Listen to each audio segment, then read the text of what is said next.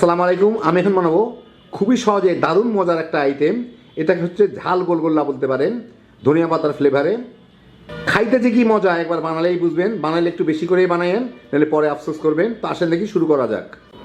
আমি এখানে কিছু আলু সিদ্ধ করে নিছি, এগুলোকে আমি একদম মিহি ভর্তা করে নিব। এখানে প্রায় 2 কাপের মতো ভর্তা হবে আর কি, 1.5 অথবা 2 কাপের মতো ভর্তা হবে।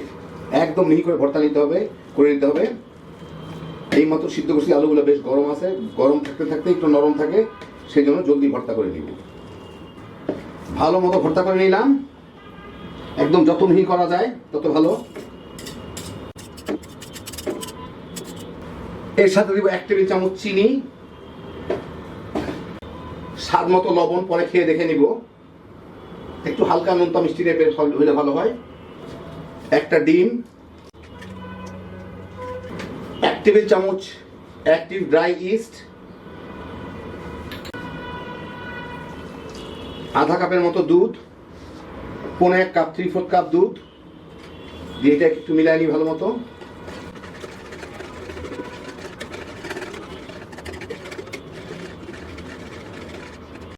একটু খেয়ে দেখে নিতে হবে টেস্টটা ঠিক আছে নাকি, লবণ চিনি কিছু লাগবে নাকি।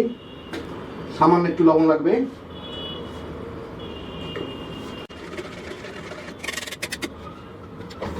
এখন এর মধ্যে দিব আমি স্বাদ মতো মরিচ। আমি লাল মরিচ ব্যবহার করতেছি, দেখতে যা সুন্দর লাগে। বেশ কিছু ধনিয়া পাতার কুচি, এটাকে একটু মিলাই নিই ভালো মতো। এখন এর মধ্যে ময়দা দিয়ে আমি একটা নরম ডো তৈরি করে নিব। প্রায় 2 কাপের মতো ময়দা দিলাম। এটাকে হাত দিয়ে মাখায় আমার একটা নরম ডো তৈরি করে নিতে হবে। চেপে চেপে মাখাইতে হবে, যাতে আলুগুলো একটু দানা দানা থাকলে ওইগুলো যাতে গলে যায় আর কি, মিশে যায়। হ্যাঁ, 2 কাপ ময়দায় কিন্তু হয়ে যাবে। আমি হাতেই টের পাচ্ছি এটা যথেষ্ট নরম হয়ে গেছে। ভালো মতো মেখে নিলাম, একদম আঠালো টাইপের একটা হয়েছে। এখন আমি এটাকে ঢেকে রেখে দিব। রান্নাঘরে কোনো চিপায় চাপায় একটু গরম জায়গা হলে ভালো হয়, এটাতে ফুলে ডবল হয়ে যায়।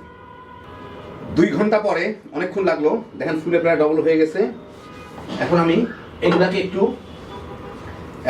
একটু বাতাসের বাবলগুলো বাইর করে নিই ভিতর থেকে।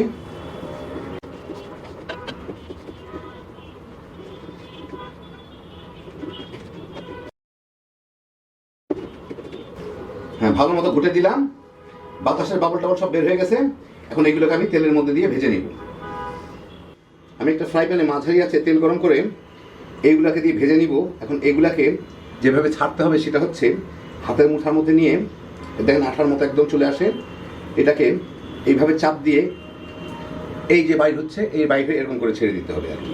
আমি ছাড়তেছি, আপনারা দেখে বুঝতে পারবেন। এই যে এরকম করে নিয়ে এরকম করে একটা করে ছেড়ে দিব, তাহলে এগুলো গোল গোল থাকবে আর কি।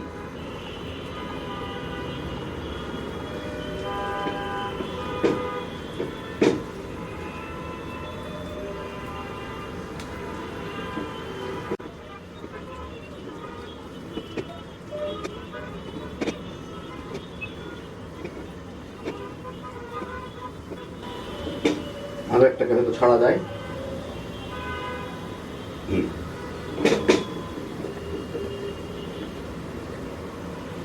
এগুলো এখন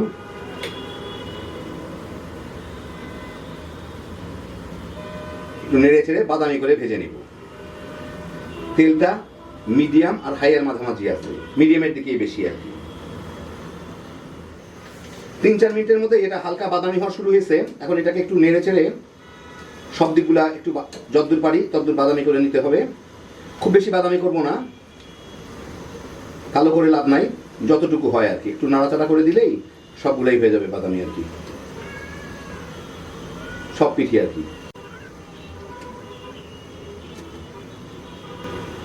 যাই হোক, হয়ে গেছে যথেষ্ট। এখন আমি এগুলাকে তেল থেকে উঠায় একটা টিস্যুর উপরে নিয়ে নেব। নিয়ে দেখেন এইগুলো আরেকটু বাদামি হয়ে যাবে একটু পরেই। এটা ইস্ট দেওয়ার জন্য ভিতরে কিন্তু তেমন কোনো তেল ঢোকে না। হয়ে গেল আমার এতগুলা, বাকিগুলোকে আমি ভেজে নিই। তো এই দেখেন হয়ে গেল আমার দারুণ মজার ঝাল গোলগোল্লা ধনিয়া পাতার ফ্লেভারে। রান্নাটা দেখলেন খুবই সহজ, কিন্তু খাইতে যে কি মজা একবার বানালেই বুঝবেন। একবার খাওয়া শুরু করলে থামতে পারবেন না, এতই মজার এই জিনিসটা। বিকালে চায়ের সাথে গরমা গরম তামা তামা করে খেয়ে ফেলাইতে পারবেন। বাচ্চা বড় সবাই পছন্দ করবেন। খুব কম খরচে হ্যাপি জোশের একটা আইটেম। আপনাদের আমি ভিতর দিকটা একটু দেখাই। এই দেখেন ভিতর দিকটা। আল্লাহ আপনাদের সবাইকে ভালো রাখুন, সুস্থ রাখুন, নিরাপদে রাখুন। ইনশাআল্লাহ বেঁচে থাকলে আবার দেখা হবে। ফি আমানিল্লাহ।